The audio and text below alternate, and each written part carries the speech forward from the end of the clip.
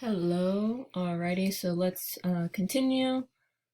We left off on International Sign Language. I was saying that this is a contact variety of sign language used in a different amount of contexts. It is used at, like I said, the Deaf Olympics, the World Federation for the Deaf. It's even used in Congress. And that's because it is not as conventionalized or as complex as natural sign languages, and although it does have a limited lexicon. Then there's American Sign Language, which is probably the one we are most familiar with. This is a photo of the American Sign Language alphabet. American Sign Language is a complete natural language that has the same linguistic properties as spoken languages, with grammar that differs from English. ASL is expressed by movements of the hands and face, and again, a lot of times people think that just because it's called American Sign Language, it's exactly like English and it's going to work exactly like English, but somehow spelling stuff out with your hands, that's not the case. The grammar is completely different. There's a lot of properties that make it a lot different. Alrighty. Now we go into fingerspelling. This is not necessarily its own language, but it is an important part of sign language that I wanted to bring up because it was mentioned in some of the studies, and this is just where an individual letters, like manually will create letters in order to sign and essentially spell out English words. And okay, fingerspelling is used a lot when there's, for example, like proper nouns, or if there's like titles of books, you would want to fingerspell things like that. Yeah, proper nouns as well as organizations or books should be fingerspelled. A British Sign Language is, I believe, the second to last one, and then we move into BASL. So British Sign Language is the language of the deaf community in Great Britain, which has its own set of social beliefs, behaviors, art, history, and values. People in the deaf community describe themselves as deaf in the with a capital D. And in this case, it is a little bit different because they do it in order to express their pride within their deaf identity. So again, we see how in different places around the world, people will take this identity that would typically be seen as something that puts you in a box, and they just completely leave that behind, and they create their own communities, even within communities. So let's move on to BASL, because that is a perfect example of that as well. So people who use BASL tend to use more facial expressions and use more space within their signing.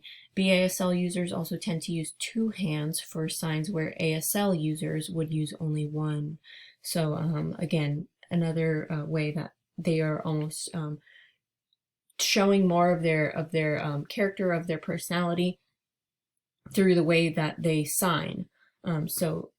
That's why I wanted to bring up the AAVE, because it is very similar. And actually, the next thing that we're going to watch is an interview that I did with my best friend from high school that introduced me to ASL, and she also introduced me to the concept of BASL. So let's jump right into that.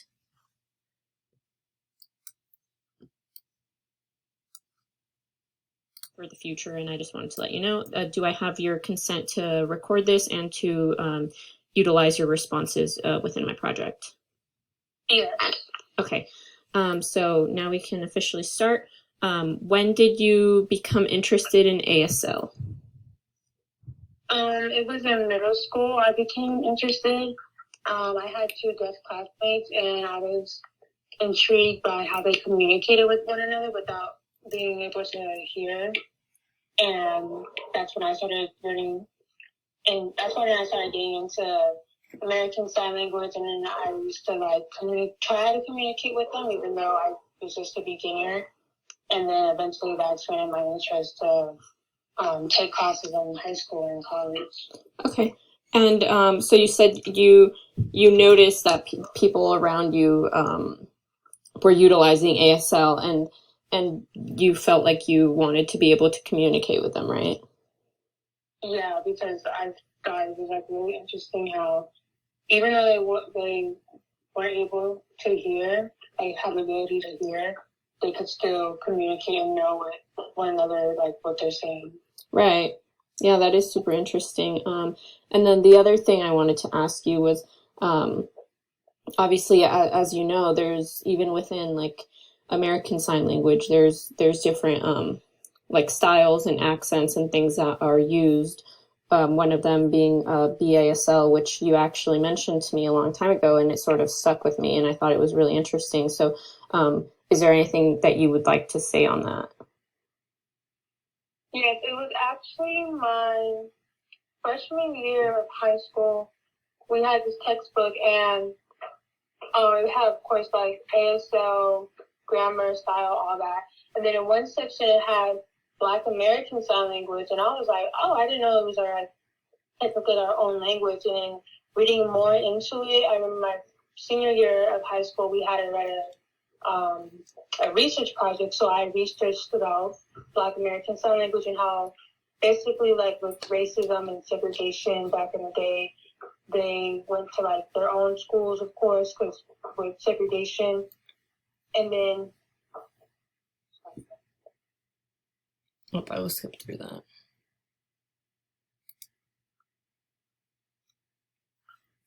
so with segregation and them having to go to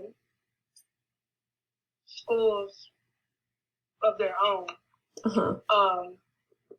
So they had like, in a way, you can say like barriers against them, because one of them being Black and then also being deaf. So with that, they felt excluded from their peers, like within their own community as well, because they were deaf. And so with American Sign Language, not everyone, but everyone in like the deaf community knows. But then with Black American Sign Language, it's different variations of signs. Mm-hmm. So, for example, like with like standard American English we speak, but then there's also Ebonics or AAVE, which stands for African American Vernacular English. Mm-hmm. So within the deaf community, ASL is like our Ebonics / AAVE, and then ASL is like standard American English. Right. Yeah. And then in terms of the importance of those different dialects and those different accents being present, be it through AAVE or BASL or you said Ebonics, what do you think that shows? Why do you think that things like that crop up? Is it like in response to something, or how do you think that they help to express yourself? So with ASL, sorry, can you repeat the question one more time? So you mentioned how Ebonics and AAVE are like sort of tied in with BASL. Why do you think that things like AAVE have cropped up, as well as how do you think that they help you express yourself better? Oh, that's a good question. So with AAVE, it's like how with American Standard English they call it slang and all that. So like how the way we talk and like our different accents and different words we use. So like if I'm saying I'm about to, Standard English would say I'm about to do this, and an AAVE or Ebonics would be like I'm finna do this. Or for like a slang term, mm-hmm. they say it's like I'm gonna do this. So with BASL, it's still ASL, but it has own different signs, like slightly different signs, different from ASL. So what I'm trying to say. So like even like right now when I said trying to like what I'm trying to yeah. And then and so but I said what I'm trying to say. So it's like with BASL, people who know BASL feels like closer with their own community because one, they're Black, and two, they're also deaf. Rather than like someone who's not Black but deaf, they both know ASL, but it's a different different dialect of ASL. So with like hearing people, as we call us hearing people, when we speak different languages, so our language that we speak is English, or not we speak because everybody speaks different languages, but for example, with English, and then with in my community, we also speak AVE and Ebonic. So it just feels like a more connection in a way on how we talk to one another and how like we understand one another. Right. I'm glad that you mentioned the stuff that it almost makes it feel like a deeper sense of community, because I know that's like so important with languages, and I think that that's sort of what I wanted to get at, and I'm glad that you were able to give me this interview, and to give me, and of course all my classmates, and as well as my teacher who found. Okay, I will go back to the presentation now. So that was my interview with Naya. Very lovely person. So let's continue. So in conclusion, there's going to be these things that we touch upon: policy, practice versus praxis, and then further research. So policy and posterity, I would say that me personally, having grown up outside of the U.S., I grew up in Mexico City. Foreign languages were always very stressed, and while we do get to a point in time during our high school careers where, you know, it's like, oh, if you want to go to a 4-year college, then you have to do a 3-year language requirement, but some people still skip it and they still make it to wherever they want to be, so it's not necessarily that stressed. So ideally, I would like for there to be more stress and more emphasis and more love shown towards sign languages. By learning, and as well as there's multiple studies at this point that have, you know, hundreds and hundreds that have shown that by learning multiple languages, there's better job opportunities. There's different things that are open to you, as well as the fact that when you learn about other people's culture, you are more accepting of it generally. So it would make children that are able to learn a different language not so judgmental of those who are different than them, or those who speak differently than them, or those who just in general their language is so completely different that it's not even spoken, but it is something tangible that you can see, that they express, that they show in their faces. So yes, that's what I wanted to say on that.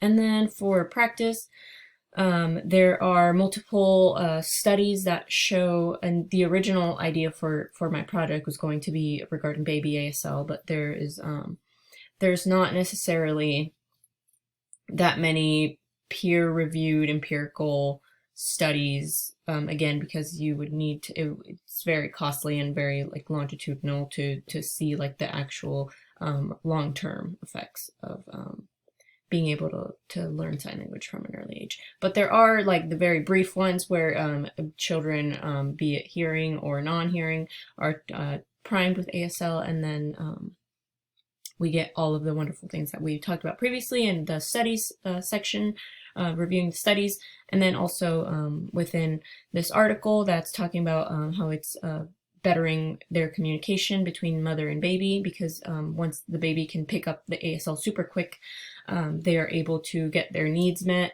easier, because the muscles of the hands will develop, and this is just normal, like human anatomy. The muscles of the hands will develop before the muscles of your mouth and your jaw, so you're able to get a baby that's throwing less tantrums because they're actually able to make themselves heard. And lastly, for future research, I think future research should include longitudinal studies regarding the difference baby ASL may make long-term in academic success, and then how aphasia can be helped through sign language, because there are some studies that were talking about that, but there's not anything really that large. So that is